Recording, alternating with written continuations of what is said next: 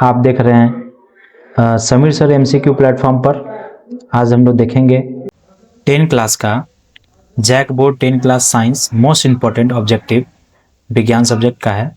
30 प्रश्न अति महत्वपूर्ण विज्ञान बहुविकल्पीय प्रश्न उत्तर है, जिसमें आपको परीक्षा में बहुत मदद करेगा ऑब्जेक्टिव वाले सेक्शन में 30 में 30 लाने के लिए।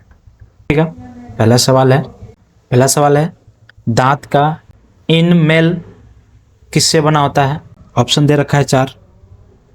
तो इसका जो आंसर है वो कैल्शियम हाइड्रोक्सीपाइराइट, कैल्शियम हाइड्रोक्सीपाइराइट पहला इसका आंसर है। दूसरा सवाल देखेंगे। दूसरा सवाल दिया है एक विलियन कुचले हुए अंडे के छिलकों के साथ अभिक्रिया करके एक गैस बनाता है जो चूने के पानी को दूधिया कर देती है। इस विलियन में शामिल जो गैस है उसका नाम बताना है। गैस, तो इसमें जो शामिल गैस है वो होता है HCl, हाइड्रोक्लोरिक अम्ल। ये तत्व कौन सा है बताना है। तो ये जो तत्व है कैल्शियम है। ये तत्व क्या है? Calcium, option A. अगला सवाल है मानव पुरुषों में यौवन की आयु जो है वो कितना से कितना वर्ष होती है? यहाँ पे वर्ष लिखाएगा, ईयर कितने से कितनी होती है। तो यौवन की जो आयु है 2 वर्ष है, 12 से 14 वर्ष होता है। अगला सवाल है जब हाइड्रोजन सल्फाइड गैस को कॉपर सल्फेट के नीले घोल से गुजारा जाता है तो अपक्षेप का जो रंग होता है वो कैसा होता है और क्या होता है, तो उसके बारे में बताना है। तो अपक्षेप का जो रंग होता है वो काला कलर का अपक्षेप छोड़ता है। काला कलर का अपक्षेप छोड़ता है। कॉपर सल्फेट नीले घोल से गुजारा जाता है तो किसका छोड़ता है अपक्षेप? काला। अगला है 6 नंबर, निम्नलिखित में कौन सा भौतिक परिवर्तन नहीं है? जैसा कि आप लोग जानते हैं कि 2 तरह के परिवर्तन होते हैं, एक भौतिक और एक रासायनिक। 2 तरह का परिवर्तन, एक भौतिक और एक रासायनिक। भौतिक और रासायनिक का मतलब होता है कि रासायनिक परिवर्तन जो एक रूप से दूसरे रूप में चला जाएगा, कोई बदलाव हो गया तो वापस नहीं हो सकता। और भौतिक का मतलब है कि एक से दूसरे में चला गया तो वापस अपने वास्तविक में आ सकता है। तो इसका जो जवाब है चीनी कार्मेलाइजेशन। चीनी का क्या होता है? कार्मेलाइजेशन। चीनी को कार्मेलाइज करके और फिर से चीनी हम लोग प्राप्त कर सकते हैं, इसको हम लोग बोलते हैं भौतिक। अगला है आकाश का रंग नीले किसके कारण होता है?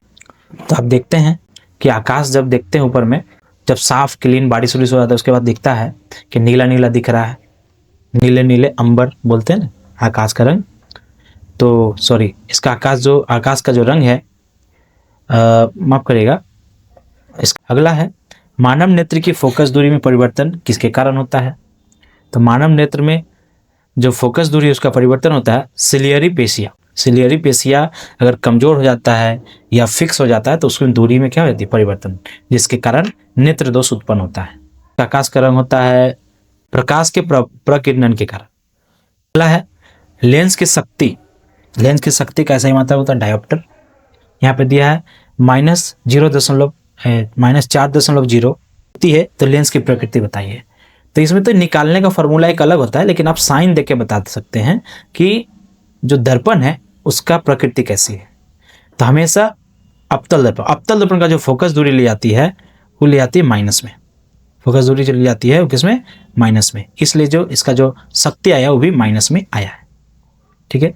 मटर में एक शुद्ध लंबे पौधे टीटी को एक शुद्ध छोटे पौधे टीटी के साथ जब संकलित की जाती है हाँ, तो इसका जो रिजल्ट होता है वो F2PD में शुद्ध लंबे पौधे और शुद्ध छोटे पौधे का अनुपात क्या हो जाएगा? तो देखिए एक बड़े और 2 छोटे जो मिला जाता है तो इसका अनुपात जो बराबर होता है 1:1। खाद्य जाल के लिए निम्नलिखित में से क्या सत्य है बताइए? 4 ऑप्शन है। प्रत्येक स्तर पर उपलब्ध ऊर्जा कम हो जाती है और विभिन्न स्तरों से होकर उत्तरोत्तर गति करती है। इसका जो आंसर है ये दोनों है, लेकिन यहाँ पे ऑप्शन सी सही होगा, ए और बी दोनों। अगला है प्रश्न संख्या 14। ये यदि किसी विशेष छोर से देखने पर परिनालिका में धारा की दिशा वामावर्त है तो परिनालिका का यह सिरा क्या होगा? इसके बारे में बताना है। तो परिनालिका का जो ये सिरा है क्या हो जाएगा? उत्तरी ध्रुव। क्या हो जाएगा? उत्तरी ध्रुव। परिनालिका उत्तरी ध्रुव किसी चालक में जब विद्युत धारा प्रवाहित होगा तो चुंबकीय क्षेत्र उत्पन्न के लिए दो ध्रुव का निर्माण होता है, नॉर्थ और साउथ, उत्तर और दक्षिण। ठीक है, तो ये हो गया उत्तरी ध्रुव। अगला, निम्नांकित में से कौन सा व्यंजक सर्किट में विद्युत शक्ति का प्रतिनिधित्व नहीं करता है? विद्युत शक्ति का प्रतिनिधित्व नहीं करता है, ठीक है। शक्ति मतलब हाँ विद्युत शक्ति, ठीक है, प्रतिनिधित्व नहीं करता बताना यहाँ पे। तो इसका जो आंसर है इसका हो जाएगा I²/R। ये विद्युत शक्ति का प्रतिनिधित्व नहीं करता। V=IR होता है, I²R होता है, ये शक्ति मतलब हीट के लिए है। अगला है जलीय द्रव एक्वस ह्यूमर में और जल के बीच लेंस के बीच का जो काला क्या कहलाता है? तो ये जो कहलाता है इसको हम लोग बोलते हैं पुतली। इसको हम लोग क्या कहते हैं? पुतली। अगला सवाल है निम्नलिखित में से कौन सी गैस वसा और तेल युक्त खाद्य पदार्थों को लंबे समय तक संग्रहित करने के लिए उपयोग की जाती है? कार्बन डाइऑक्साइड, ऑक्सीजन, नाइट्रोजन या नियॉन? तो इसमें होता है नाइट्रोजन। बहुत सबको जानते हैं, चिप्स वगैरह थैली जो खाते हैं उसमें एक गैस भरा रहता है, उसको हम लोग बोलते हैं नाइट्रोजन, जो खाद्य पदार्थ को लंबे समय तक संग्रहित करके फायदा जाता है। एक विद्युत जनरेटर परावर्तित करता है। विद्युत जनरेटर में ऊर्जा का रूपांतरण होता है, तो बताना है कौन ऊर्जा किसमें होता है? यांत्रिक ऊर्जा से विद्युत ऊर्जा में रूपांतरित होता है जनरेटर। अगला है सामान्य दृष्टि वाले एक युवा वयस्क के लिए स्पष्ट दृष्टि की न्यूनतम दूरी है कितना है? इसका होता है 25 सेंटीमीटर। इसका होता है 25 सेंटीमीटर। चलिए अगला सवाल है 20 नंबर।